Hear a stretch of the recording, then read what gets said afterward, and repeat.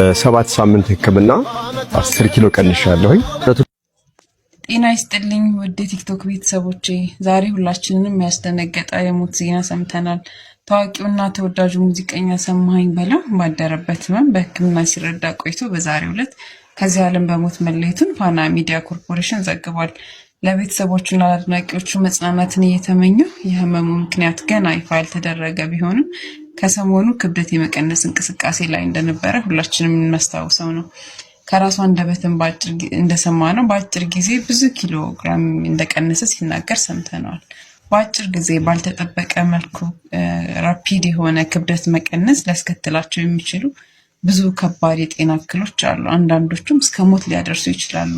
መረጃውን ሼር በማድረግ ያለ ባለሙያ ምክር በአጭር ጊዜ ክብደት ለመቀነስ በሚደረግ ሙከራ የሚመጣ የማይድን በሽታና ሞትን እንከላከል እላለሁ። በድጋሚ ለወዳጆቹ ለዘመዶቹ መጽናናትን እመኛለሁ። ነፍስ ይማር።